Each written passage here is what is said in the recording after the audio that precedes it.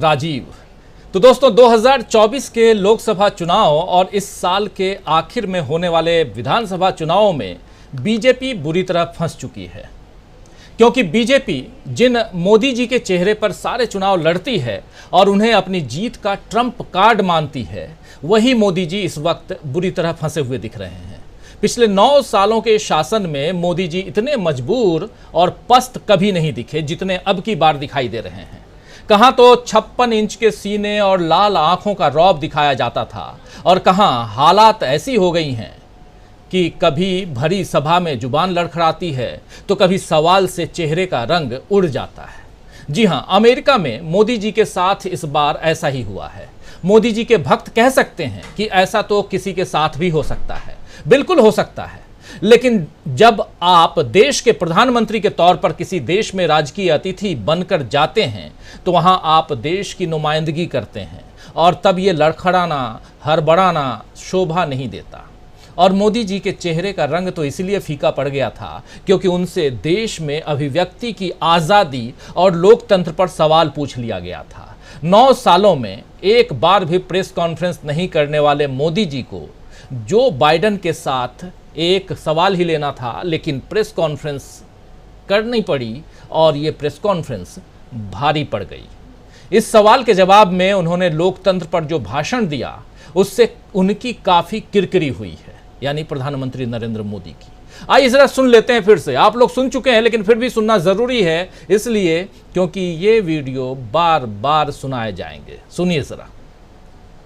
World leaders have made commitments to protecting democracy. What steps are you and your government willing to take to improve the rights of Muslims and other minorities in your country and to uphold free speech? मुझे आश्चर्य हो रहा है कि आप कह रहे हैं कि लोग कहते हैं नहीं, भारत डेमोक्रेसी है।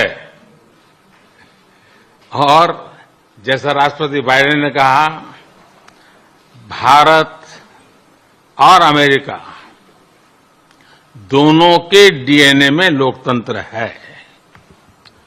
लोकतंत्र हमारा स्पिरिट है, लोकतंत्र हमारी रगों में है, लोकतंत्र को हम जीते हैं और हमारे पूर्वजों ने उसको शब्दों में ढाला है संविधान के रूप में। और हमारी सरकार लोकतंत्र के मूलभूत मूल्यों को आधार लेकर के बने हुए संविधान के आधार पर चलती है। और हमारा संविधान और हमारी सरकार, और हमने सिद्ध किया है डेमोक्रेसी कैन डिलीवर। और जब मैं डिलीवर कहता हूं तब कास्ट, क्रीड, रिलीजन, जेंडर, किसी भी भेदभाव को वहां जगह नहीं होती है। और जब हम लोकतंत्र की बात करते हैं तब अगर ह्यूमन वैल्यूज नहीं है, ह्यूमैनिटी नहीं है, ह्यूमन राइट्स नहीं है, फिर तो वो डेमोक्रेसी है ही नहीं। और इसलिए जब आप डेमोक्रेसी कहते हैं, जब डेमोक्रेसी को स्वीकार करते हैं और जब हम डेमोक्रेसी को लेकर के जीते हैं, तब डिस्क्रिमिनेशन का कोई सवाल ही नहीं उठता है। और इसलिए भारत सबका साथ, सबका विकास, सबका विश्वास, सबका प्रयास, उन मूलभूत से। तो सुन रहे थे आप, प्रधानमंत्री नरेंद्र मोदी को बता रहे हैं भारत में कितना ज्यादा लोकतंत्र है। इसके बाद उनके ही पुराने मित्र बराक ओबामा ने भी अल्पसंख्यकों की स्थिति पर नसीहत दे दी। तो यहां भी बराक ओबामा का घेराव हो गया। दरअसल बराक ओबामा ने CNN टेलीविजन, अमेरिका का सबसे बड़ा टेलीविजन चैनल, उसको एक इंटरव्यू दिया और उस इंटरव्यू में भारत के हालात पर अपनी राय रखी थी। अमेरिका के पूर्व राष्ट्रपति बराक ओबामा ने भारत में अल्पसंख्यकों के हालात पर चिंता जाहिर की। उन्होंने कहा कि अगर मैं प्रधानमंत्री, ये देखिए जो आप स्क्रीन पर देख रहे हैं, अगर मैं प्रधानमंत्री मोदी से बातचीत करता, जिन्हें मैं अच्छी तरह जानता हूं, तो मैं उनसे कहता कि अगर वो भारत में अल्पसंख्यकों के अधिकारों की रक्षा नहीं करेंगे तो ऐसी आशंका है कि किसी पॉइंट पर आकर भारत टूट सकता है। राष्ट्रपति जो बाइडेन को पीएम मोदी से मुलाकात में भारत में मुस्लिम अल्पसंख्यकों की सुरक्षा पर बात करनी चाहिए।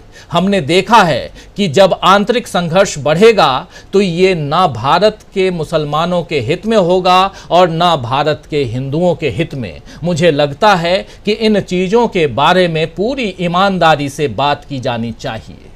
ये कह रहे हैं बराक ओबामा, पूर्व राष्ट्रपति यूनाइटेड स्टेट ऑफ अमेरिका के। इसके बाद क्या होता है? इसके बाद यह होता है कि असम के सीएम हिमंता बिस्वा शर्मा ने एक ट्वीट कर बराक ओबामा का घेराव कर दिया।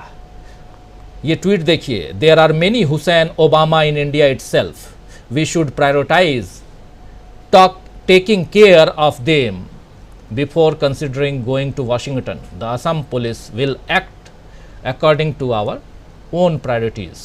ये कह रहे हैं हिमंता बिस्वा शर्मा जो असम के मुख्यमंत्री हैं। आप सब जानते हैं, बड़बोले हैं और यहाँ वो दिखाई दे रहा है। इसके बाद फिर क्या होता है? होता ये है कि वाशिंगटन पोस्ट, अमेरिका का बहुत बड़ा अखबार, इसने इस ट्वीट का जिक्र अपनी खबर में कर दिया, जिसका अच्छा मैसेज अमेरिका में नहीं गया। वाशिंगटन पोस्ट को भी अगर उस जो खबर है उसको भी आप लेके आए स्क्रीन पर तो ज़रूर ले आइए, तो इसका अच्छा मैसेज नहीं गया। बिस्वा शर्मा जी को कुछ कहना ही था दोस्तों तो मणिपुर के हालात पर कहते। आज तो सर्वदलीय बैठक भी अमित शाह ने मणिपुर के हालात पर बुलाई थी, जिसमें कायदे से प्रधानमंत्री को होना चाहिए था, लेकिन वो मणिपुर पर शायद फंसना नहीं चाहते थे, इसीलिए इस पर चुप ही रहे। प्रधानमंत्री जी बाहर हैं और आपको जो कहना है मणिपुर पे कहिए, इधर कर लीजिए, लेकिन हम तो भाई अब हम तो चले अमेरिका, अमेरिका से चले अब इजिप्ट। ये प्रधानमंत्री नरेंद्र मोदी। मगर इस बैठक को लेकर के विपक्ष ने जैसी खिंचाई की है उससे मोदी जी और फंस गए हैं।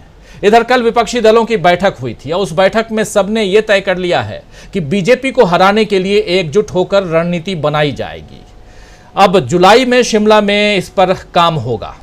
10 से 12 जुलाई तक शिमला में ये बैठक होगी, विपक्षी दलों की बैठक।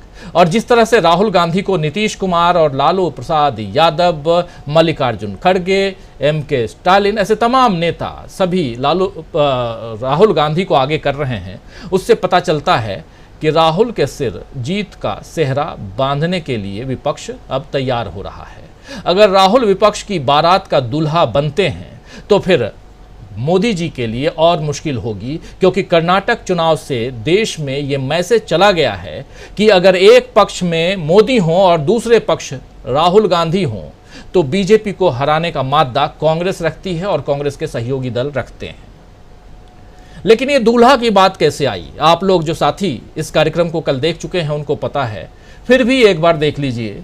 जब लालू प्रसाद यादव पत्रकारों को संबोधित करते हुए भले हंसी मजाक में लेकिन राहुल गांधी के लिए बहुत बड़ी बात कह रहे थे, इसे ज़रा ध्यान से सुनिए। इसको दूसरे ढंग से लोगों ने लिया और वो ढंग ये है कि विपक्षी दल को, विपक्षी गठबंधन को एक दूल्हा यानी एक नेता मिल गया है जिसके नाम पर आने वाले समय में वो राजी हो सकते हैं। सुनिए ज़रा लालू प्रसाद यादव क्या कह रहे हैं।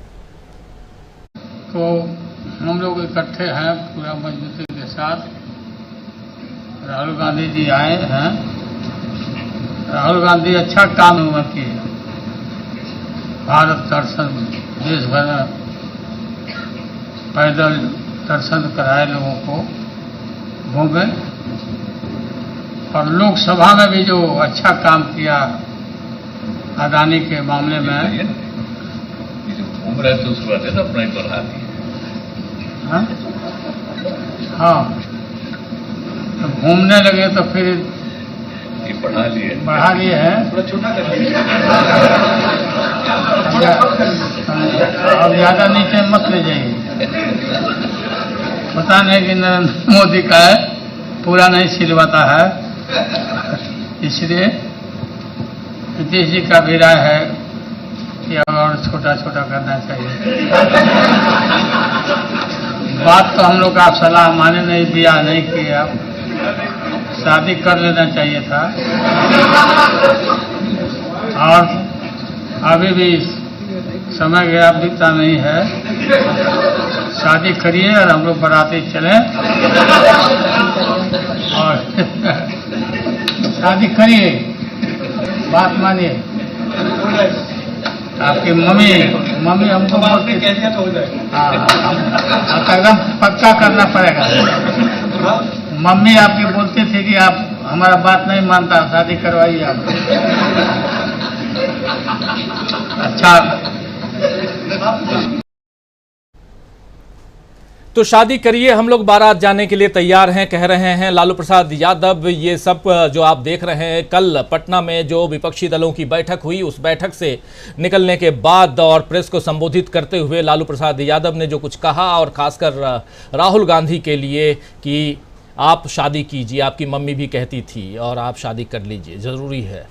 क्या यहाँ एक मंझे हुए राजनेता ये एक पैगाम देने की कोशिश कर रहे थे कि हमें दूल्हा मिल गया है? चलिए, लेकिन उससे पहले राहुल गांधी सदाकत आश्रम पटना में अपने कार्यालय पहुंचे, यानी कि कांग्रेस कार्यालय में उन्होंने अपने कार्यकर्ताओं को संबोधित किया था, और संबोधित करते हुए उन्होंने कहा था कि बीजेपी को हराने का मादा कांग्रेस रखती है, और ये ऐलान उन्होंने करते हुए ये भी कहा कि तेलंगाना, मध्य प्रदेश, छत्तीसगढ़, राजस्थान सब जगहों से बीजेपी को गायब कर देंगे। आइए जरा सुन लेते हैं राहुल गांधी को। आप जानते हो कि हिंदुस्तान में विचारधारा की लड़ाई चल रही है। एक तरफ कांग्रेस पार्टी की भारत जोड़ो वाली विचारधारा, और दूसरी तरफ बीजेपी आरएसएस की भारत तोड़ो वाली विचारधारा। ये लड़ाई है, और इसीलिए आज हम बिहार आए हैं, क्योंकि बिहार में कांग्रेस पार्टी का जो डीएनए है वो बिहार में है।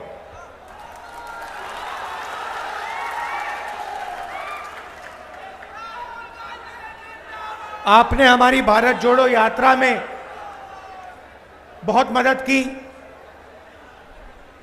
हर स्टेट में, अजीब सी बात थी, हर स्टेट में मैं पूछता था कहां से आए हो, कहते थे बिहार से आया हूं। जहां भी जाओ, कर्नाटक, केरला, तमिलनाडु, आंध्र, तेलंगाना, महाराष्ट्र, सब जगह बिहार के लोग हमारे साथ चले थे। बिल्कुल। तो आपने यात्रा में हमारी मदद की, क्योंकि आप विचारधारा को मानते हो और विचारधारा को आप गहरी तरह से समझते हो। बीजेपी हिंदुस्तान को तोड़ने का काम कर रही है, नफरत फैलाने का काम कर रही है, हिंसा फैलाने का काम कर रही है, और कांग्रेस पार्टी जोड़ने का काम कर रही है और मोहब्बत फैलाने का काम कर रही है।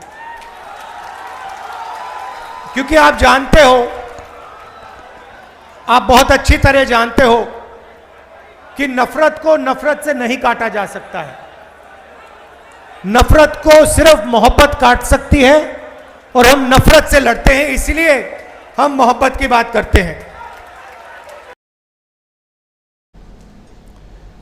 तो नफरत पर मोहब्बत भारी, कह रहे हैं राहुल गांधी। बहुत ही छोटा भाषण था राहुल गांधी का, 6 मिनट का भाषण, और उसमें राहुल गांधी कल अपने बिहार के कार्यकर्ताओं को खासकर उनमें जोश भरते हुए, उत्साह भरते हुए दिखाई दिए। और इसी के आगे उन्होंने कहा था कि हमने कर्नाटक में हराया और हम आने वाले चुनाव में भी हराएंगे, और उसके साथ साथ लोकसभा चुनाव में भी कहा जा रहा है कि अगर मोदी बनाम राहुल का मुकाबला होगा तो क्या कर्नाटक जैसे नतीजे आ सकते हैं। जनता के सामने ये सवाल फिलहाल खड़ा कर दिया गया है, वो भी खासकर विपक्षी दलों की कल की जो बैठक है उसके बाद से। कांग्रेस और सभी विपक्षी दल बहुत सोच समझकर अब आगे बढ़ रहे हैं, जिससे मोदी जी और फंसते जा रहे हैं। विपक्ष संविधान और लोकतंत्र का वास्ता देकर बीजेपी को हराने की बात कर रहा है, और अब ऐसी खबर भी आई है जिससे पता चल रहा है कि मोदी सरकार अपनी छवि सुधारने के लिए परेशान हो रही है। लोकतंत्र की कई तरह की रैंकिंग में आप सब जानते हैं कि भारत की गिरती स्थिति को सुधारने के लिए अब बैठकें हो रही हैं। वरिष्ठ भारतीय अधिकारियों ने 2021 से अब तक कम से कम 4 बैठकें की हैं ताकि आपकी रैंकिंग सुधरे। जिसमें इस बात पर चर्चा की गई है कि इकोनॉमिस्ट इंटेलिजेंस यूनिट द्वारा तैयार किए गए वैश्विक लोकतंत्र सूचकांक ने पिछले 3 वर्षों से दुनिया के सबसे अधिक आबादी वाले देश को त्रुटिपूर्ण यानी भारत को त्रुटिपूर्ण लोकतंत्र में क्यों डाउनग्रेड किया है। ब्रिटेन के अखबार, ये आप देख रहे हैं द गार्जियन, इसके मुताबिक कई वैश्विक रैंकिंग को सार्वजनिक रूप से खारिज करने के बावजूद सरकारी मंत्रालयों के अधिकारी जो हैं उनको भारत के प्रदर्शन की निगरानी करने के लिए नियुक्त किया गया है। अब तक इस तरह की रैंकिंग को मोदी सरकार कड़े शब्दों में खारिज करती आई है, लेकिन अखबार के मुताबिक, गार्डियन के मुताबिक, बंद दरवाजों के पीछे रैंकिंग का आकलन करने के लिए एक बैठक में एक वरिष्ठ अधिकारी ने इस अखबार को बताया है कि प्रधानमंत्री नरेंद्र मोदी लोकतंत्र सूचकांक को ज्यादा महत्व दे रहे हैं और बेहतर रैंकिंग पाने के लिए इच्छुक हैं, क्योंकि भारत दुनिया का सबसे बड़ा लोकतांत्रिक देश है। तो भाई, अभी तक आप कहते थे ये सब कुछ गलत है, जो भी आ रहा है ये फर्जी है, लेकिन अब आपको लोकतंत्र की चिंता और उसमें भी रैंकिंग की चिंता क्यों हो रही है? जब आप अमेरिका जा रहे हैं तब भी ये चिंता जाहिर हो रही है, और अब तो अमेरिका में तो आपसे सवाल पूछे जा रहे हैं। तो सवाल ये है कि आखिर मोदी जी क्यों लोकतंत्र सूचकांक में कमजोर होती रैंकिंग से डर रहे हैं? क्या यह डर सत्ता खोने के ख्याल से उपजा है या दुनिया में हो रही किरकिरी के कारण कायम हुआ है?